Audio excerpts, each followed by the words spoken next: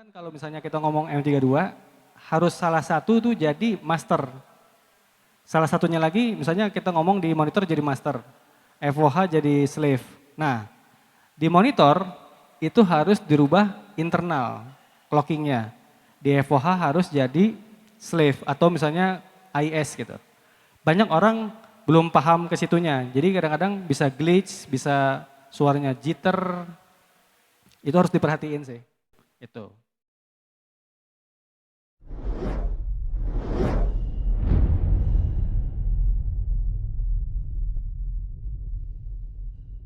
Kalau kita mau digital ke digital konversinya itu sangat-sangat mahal dan harus punya teknisi yang paham. Terus kalau masalah clocking, clocking itu harus punya satu yang jadi master. Beberapa orang ada yang nggak paham, connect aja sih. Kan harusnya kan kalau misalnya kita ngomong M32, harus salah satu tuh jadi master. Salah satunya lagi misalnya kita ngomong di monitor jadi master, FOH jadi slave. Nah, di monitor itu harus dirubah internal clockingnya. Di FOH harus jadi slave atau misalnya IS gitu.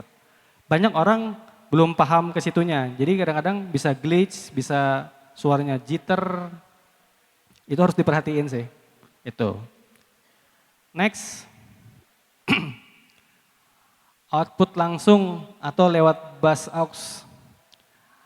Kalau ini mungkin tahun 2000-an mungkin ya, masih ada yang kayak gini.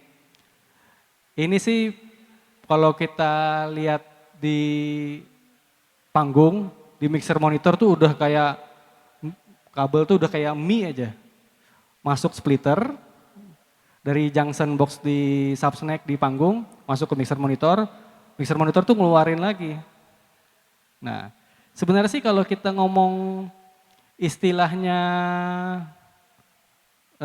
sekarang sih sharing gain, kan bisa direct out kan tergantung mixer gainnya si mixer monitor kan. Berarti zaman dulu sudah ada sharing gain juga sebenarnya. Nah, tapi kalau yang analog ada beberapa konsol itu true. Jadi masuk di monitor ngapa-ngapain dia nggak bakal terpengaruh sama gainnya. Ada juga yang true gitu. Tapi rata-rata itu mixer yang ukurannya besar banget. Kalau kita ngomong GL 2400 kan masih terpengaruh gitu. Kalau menurut saya sih pro-nya adalah suaranya sih nggak ada turun juga sih, sama kayak hampir kayak aktif, nggak ada penurunan suara. Jeleknya adalah harus punya kru sistem patching yang bagus gitu. Kalau kita mempunyai sistem, sebenarnya sih sampai sekarang juga harus mempunyai sistem patching, orang kru di panggung tuh harus bagus banget sih. Karena kan yang hafal patching dia. Terus kalau kita ngomong festival,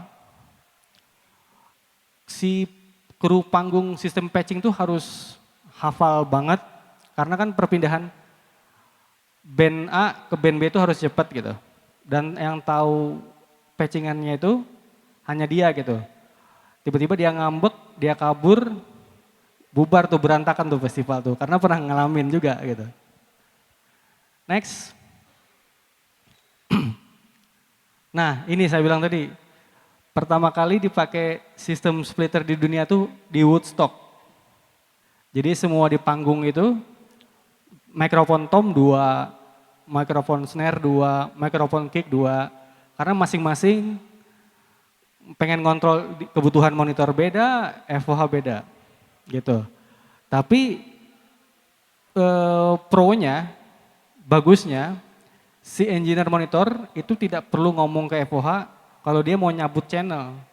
Karena dia punyanya sendiri-sendiri kan. Gue mau ngapa-ngapain, gue mau phantom, mau apa, di channel gue terserah. Nggak perlu minta izin sama FOH, gue cabut, si FOH kan tetap connect. Karena kan dia dua source yang berbeda. Jeleknya, kita punya inventaris barang jadi lebih banyak sih. Mikrofon 2, kabel 2. Kalau kabel sih tetap sama 2 ya. Terus ya jadi kayak klip 2, stand serba 2 gitu. Kalau jeleknya satu buat vokal doang, karena kan dulu kan belum ada Y chord. Jadi dia masukin ke amplifier vokal, vokal ditodong 2. Gitu, dulu ya. Udah, untuk pilihan apa? Jenis-jenis apa namanya? Splitter yang paling banyak dipakai di dunia untuk sampai saat ini ya hanya 6 ini. Belum tahu nanti ke depannya. Kalau menurut saya sih paling masuk akal itu splitter yang nomor 2 tadi. Boleh balik ke awal tadi Mas? Balik ke awal yang pilihan ada 6 tadi. Balik lagi terus, next, terus, kurang lagi, mundur. Terus.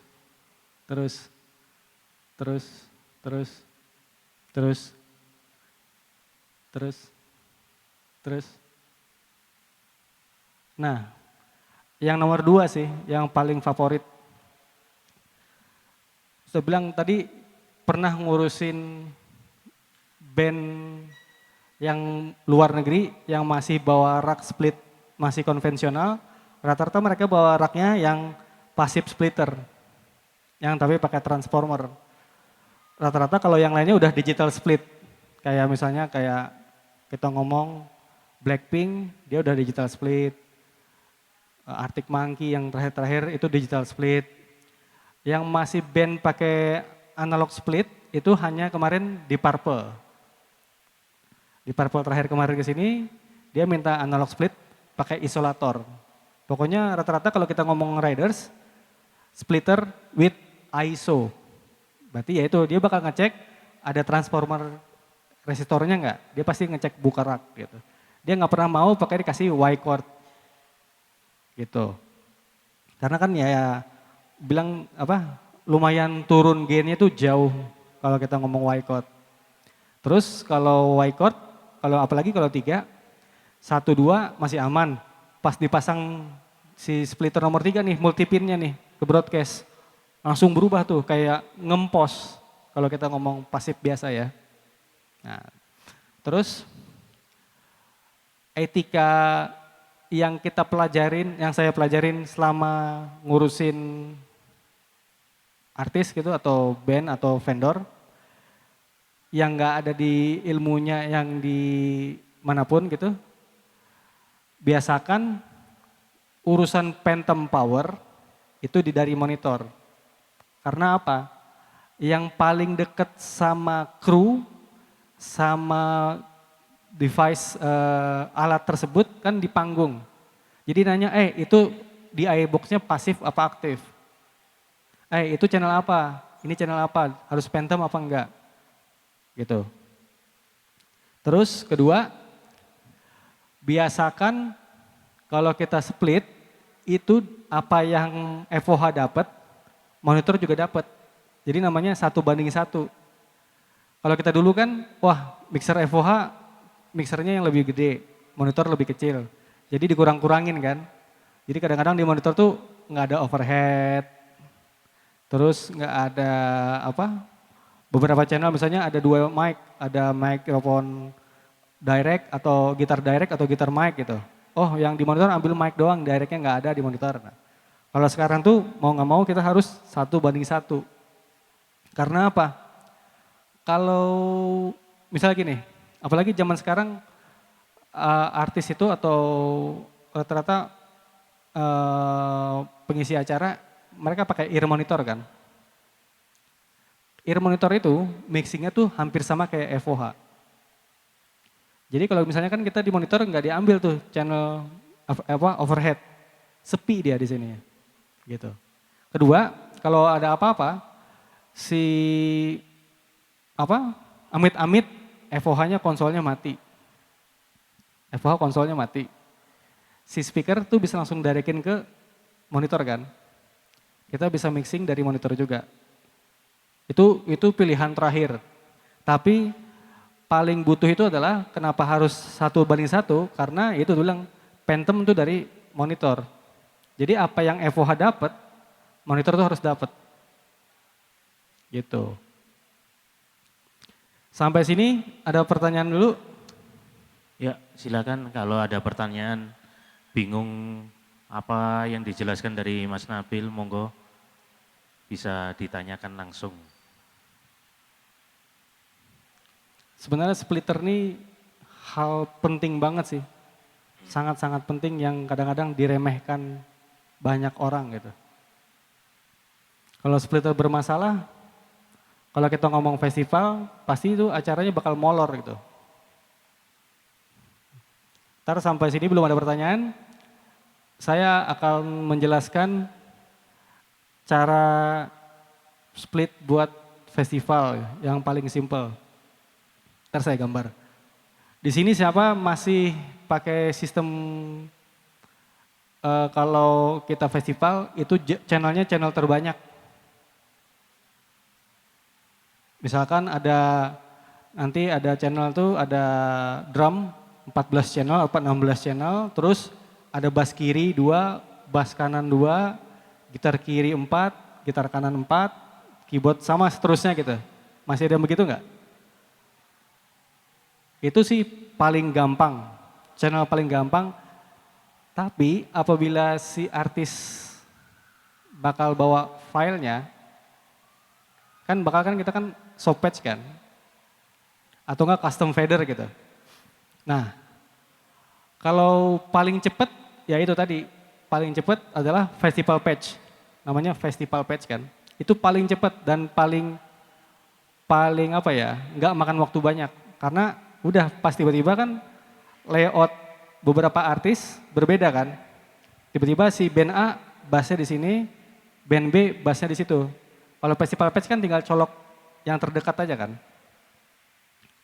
Nah, kalau itu paling cepet tapi bakal makan channelnya banyak banget. Kalau kita punya mixernya M32 gitu, hanya punya 32 channel. Sebenarnya si artis itu dalam satu acara itu maksimal channel cuma 28. Karena kita bikin festival patch jadi nggak bisa kan. Mau nggak mau kita punya channel harus mixer yang gede. Nah, paling gampang adalah soft patch. Soft patch atau kita pakai si junction box yang kecil-kecil, misalnya isi 8, isi berapa ya? Ntar gue gambar deh. Ada spidolnya mas? Ada itu di atas. Mungkin ada yang pernah bikin sistem split kayak gini nih, panggung. Ini panggung, gitu. Ini monitor ya. Nah, paling gampang adalah soft patch untuk saat ini ya. Misalnya kayak kita festival yang gede-gede gitu. Kita hanya naruh 8 channel di sini. Di sini 8 channel. Di sini 8 channel box. Di sini 16. Gitu. Contoh atau 12 gitu. Nah, jadi kan si yang pasti pakai sub snack itu drum kan ya? Kebanyakan kalau kita festival. Jadi sini ada drum A, didorong ke tengah, nanti sini ada drum B. Jadi kalau misalnya ini udah beres main, ini masuk ke sini kan. Tinggal konekin ke yang 16. Nah, tiba-tiba si band A, dia maunya bassnya di sini. Sini gitar, gitu. Di sini keyboard, mungkin di sini brass atau sequencer. Nah, di sini tiba-tiba ada akustik gitar, sama ada backing vokal. Nah, kalau saya tuh selalu gini, kasih nama, ini pasti A, ini kebiasaan ya, nggak harus sama ya. Ini B, ini C, ini D. Misalnya ini bass, ya kan? Bassnya di sini. Kalau drum oke lah, kita udah merem lah. Misalnya bass di sini, drum di sini udah pasangin connect, udah. Tiba-tiba bass pemain band pertama, bassnya di sebelah sini nih. Paling simpel adalah dia langsung satu kabel. Jadi setelah beres main, itu kabel diberesin semua. Bass di sini nih, direct outnya langsung channel C1 misalnya. Jadi kita di konsol kasih nama, berarti 1 sampai 16 itu namanya A. Terus 17 sampai 24 itu adalah B. 25 sampai berikutnya tuh C. 32 C. Terus sisanya D gitu. Contoh. Udah, dari bass splitternya tuh masuk ke C1. Jadi band A itu C1. Band B itu mungkin biasa di sini mungkin B1. Jadi kita punya orang patch itu nyatet dia. Ini band A, band B, drumnya 1 sampai 16, 1 sampai 16. Terus bassnya di sini C1, di sini B1, terus akustik gitarnya di D1 berapa gitu komposisi. Jadi kita nggak perlu narik kabel, nyambung lagi, buat panjang dari sini narik ke sini. Jadi soft patch aja. Jadi seorang yang laporan itu pas mereka mau soundcheck, kita tanya layoutnya di mana. Jadi kita janjian aja, pokoknya kalau bass kita colok di C1, kalau enggak di B1 gitu. Gitarnya mungkin di sini, ya udah, berarti C4 atau C3, 34 gitu. Keyboard B berapa. Jadi kabel hemat. Sangat hemat, terus enggak berantakan juga di panggung, lebih rapi. Jadi sini enggak ada kabel-kabel melintang. Misalnya si gitarisnya maunya di depan sini, ya udah ambil dari yang D. Mungkin D78, tarik aja ke sini.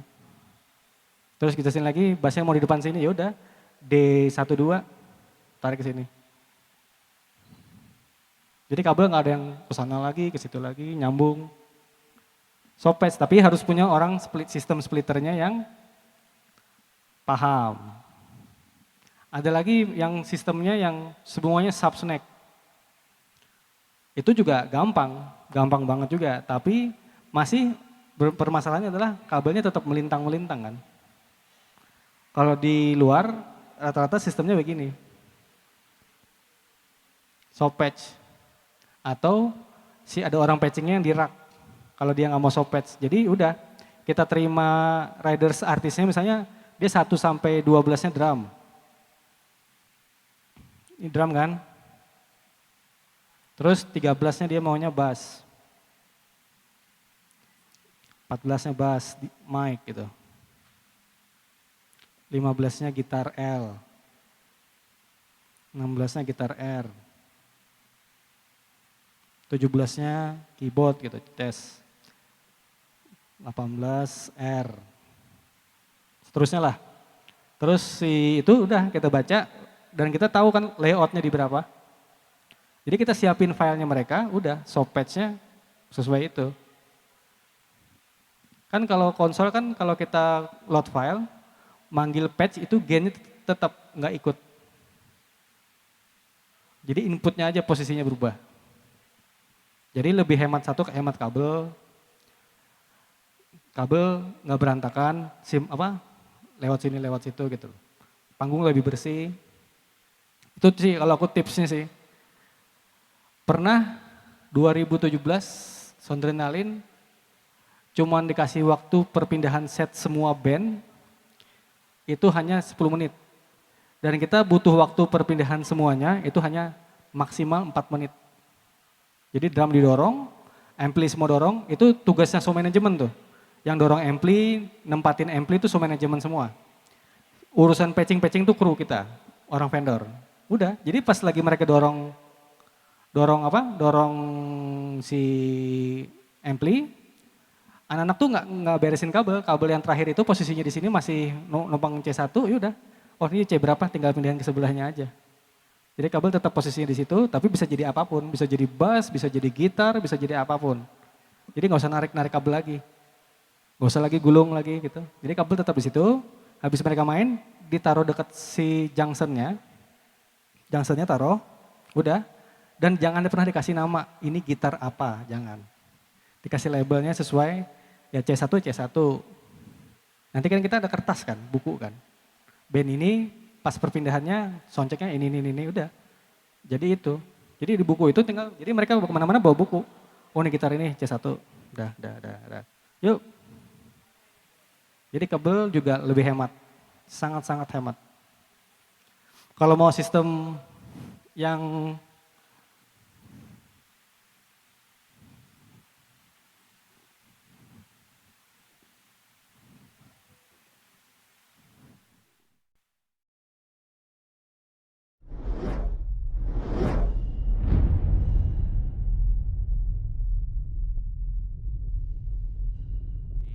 Ya menurut saya pengetahuan baru juga sih karena itu menyelesaikan masalah yang kabel sebejibun banyaknya.